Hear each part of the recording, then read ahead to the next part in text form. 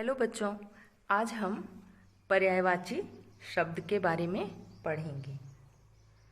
तो आइए समझते हैं पर्यायवाची शब्द क्या होते हैं।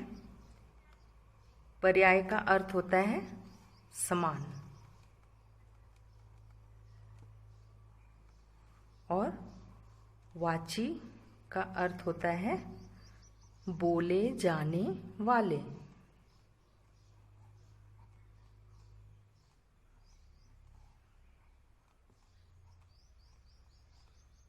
अर्थात जिन शब्दों के अर्थ एक जैसे हों उन्हें पर्यायवाची शब्द कहते हैं।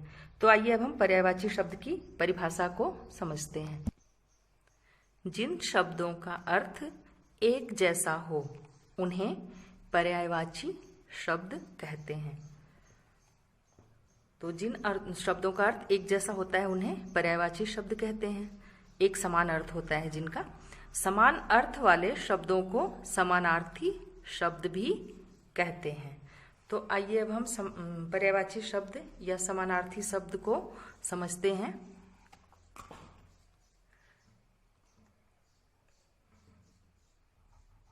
अब ये एक शब्द है फूल, ठीक है।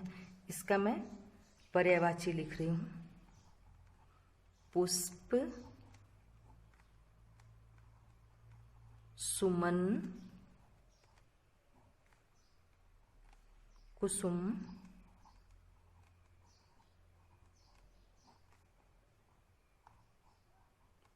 प्रसून।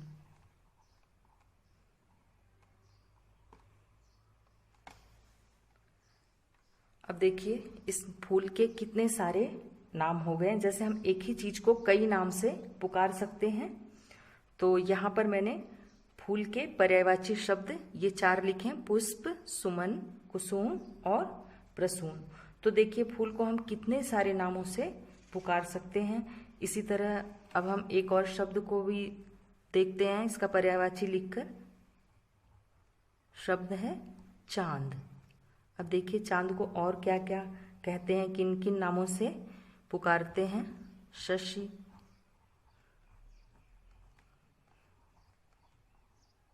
इंदु, मयंक,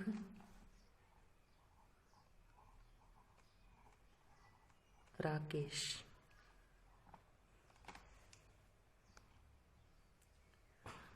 तो बच्चों इस प्रकार हम एक नाम को कई नाम से बुला सकते हैं।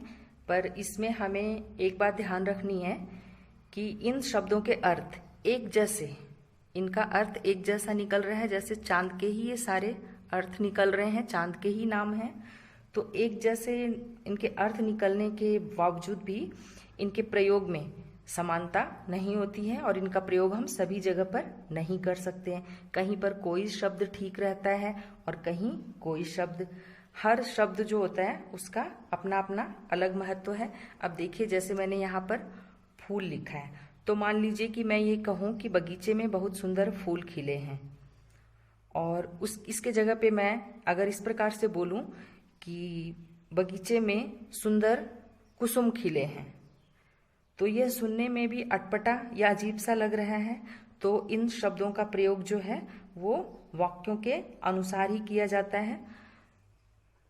तो इसी प्रकार जैसे मैं ये कहूँ चांद निकला है, तो इसकी जगह पे मैं बोलूँ कि इंदु निकला है, तो ये शब्द सही नहीं हर जगह पे बैठता है। इसलिए अलग अलग जगहों पर अलग अलग शब्दों का प्रयोग किया जाता है। तो आइए अब हम कुछ और पर्यायवाची शब्दों को समझते हैं।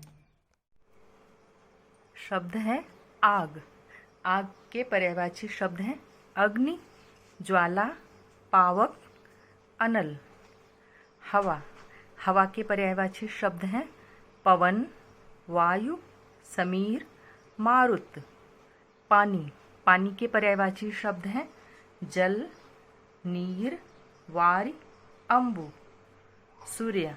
सूर्य के पर्यायवाची शब्द हैं रवि, भानु, दिनकर, दिवाकर। पक्षी।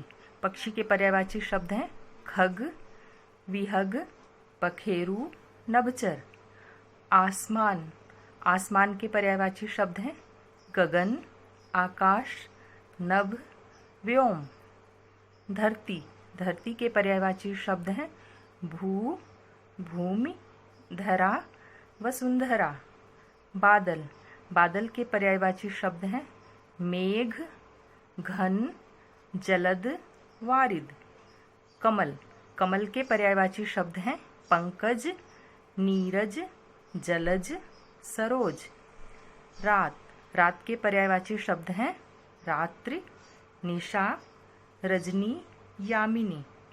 दिन, दिन के पर्यायवाची शब्द हैं दिवस, दिवा, वार, वासर। पहाड़, पहाड़ के पर्यायवाची शब्द हैं पर्वत, शैल, गिर, अचल। जंगल, जंगल के पर्यायवाची शब्द हैं विपिन, वन, कानन, अरण्य।